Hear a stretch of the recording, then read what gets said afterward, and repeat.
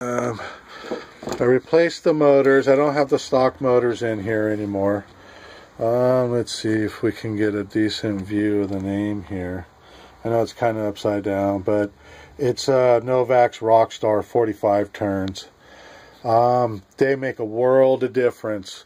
This car, without changing no gearing, is like 3 times faster off the line and probably picked up a couple of miles an hour maybe at the top end. But yeah, it's just, they're pretty nice in there.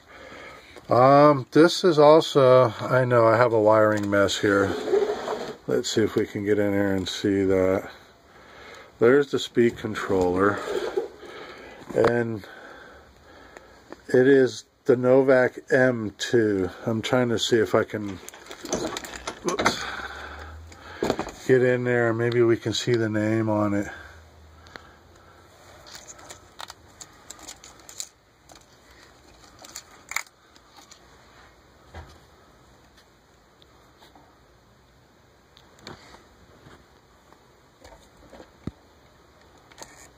Okay, well, you can see the word dig right there, but it is their M2 dig speed controller. They came as a set. I originally put them in the quarter scale, but the motor's only. But now I have it in here. Okay, so we'll start from front. So basically this is the front view. Today I just did my rims. If you look right here, see it, I did them black, so they're probably not that noticeable. There we go. Well, those were the B-locks that were on the outside of the tires. But I wanted the small circle on the outside. I was going to put small circle on the inside too, but I noticed I was just playing around and they were just switched backwards and had it on the car. And just by dumb luck, I found that there's no clearance issues or rubbing issues with it. But I think it might help with, excuse me, I think it might help keeping debris from getting tangled in there. You know, like branches and whatever. It's just, I mean, I think it might kind of help a little bit protecting on the steering itself. Not much coverage for the steering, but, you know, it will.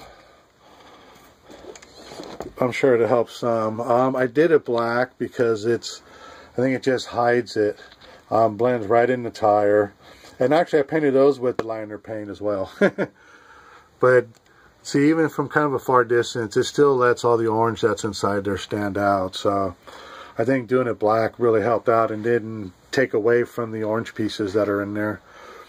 So now this is the ring that was normally on the inner side. I think it looks a lot better because it lets you see more holes on the rim.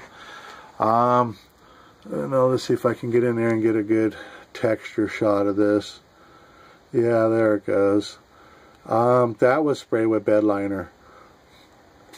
And I think that looks a whole lot better than just the shiny plastic that they originally were.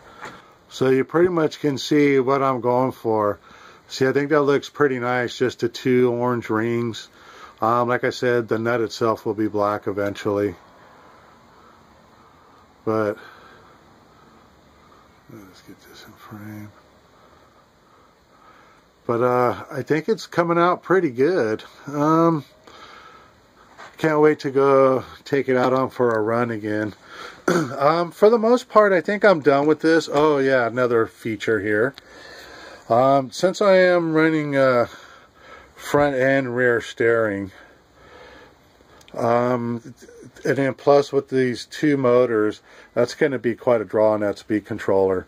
So what I did is, this is a 5 hump pack C-cell battery pack that are for receivers.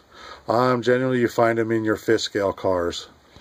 I actually had 2 of these on my quarter scale over the top of the servos. If you look at my videos, you'll see them. But I had a servo with a battery pack here, and with my custom axles, I had a servo with a battery pack here. And they were on the front to help, you know, put weight in the front because I didn't want to put them in the tires.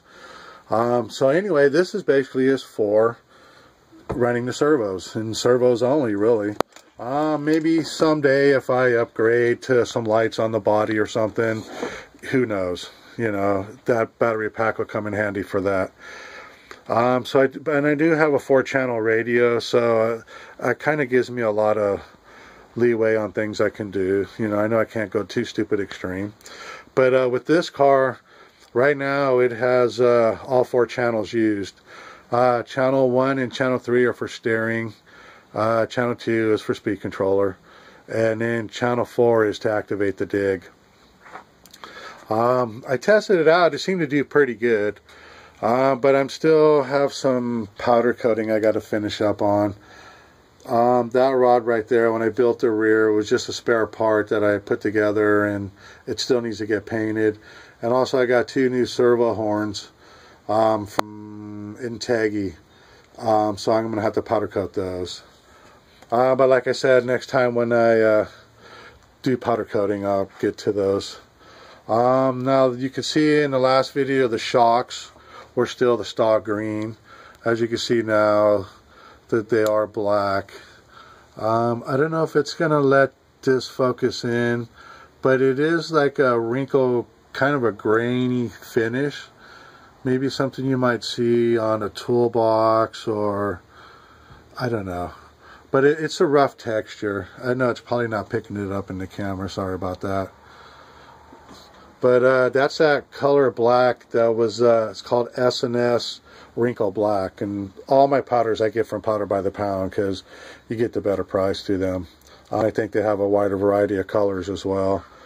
Eastwood has some stuff. I actually got my start in powder coating, buying equipment through Eastwood, and you know, just like anybody else, you grow and learn where to get stuff but as cheaper. you can see, I changed out my tires, and I got these little, I guess they're super swampers or something.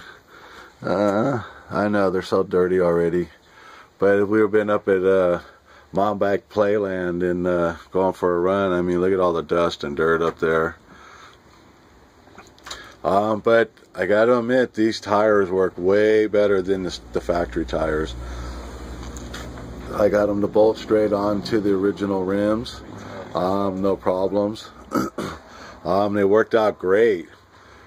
I know it's really dirty right now, but as you can see, now I have the aluminum suspension blocks. I have the aluminum housing in the transmission now with the aluminum gears. They came out of the quarter scale Exceed that I did, which is under renovations right now. Yeah, as you can see, the shocks, they're kind of dirty, but I got those finally powder coated black. For the most part, I think I'm done with this car. I still got to paint the body. One problem I am finding though is this piece right here. They tend to like to break easy. So far it's only been the ones on the chassis that's been breaking, so I'm going to eventually upgrade those to metal, because I do play with this car pretty hard, you know, like all my RCs. I like driving them. I build them to have fun with them, not just to let them sit on the shelf and turn into queens. Of course, I have a couple of those cars already, so I don't need any more. So that's pretty much about the only difference from the last video I did of the custom paint work on it. So I think this one's done. Like I said, I got to do the body still. I know I've been lagging on that. I've had it on there for a while now. Oh yeah, and I still need a powder coat the body supports. As you can see, basically all I did was just take some solid aluminum and then just cut it to length, drilled a hole in it for the body pin, and then where the screw goes in the original spot, all I did was drill a hole through it there, and I actually threaded it so that when the screw goes through, it kind of threads the metal as well, and then just finished it off with a nut. And it's a little smaller than the original one, but it works good in there. You could probably see it. It's a little pinched, but it works good. And this thing's rolled a few times and it's holding up, so maybe that's why I'm lagging on painting it, because I know I'm going to be rolling it. But so this is pretty much the final product.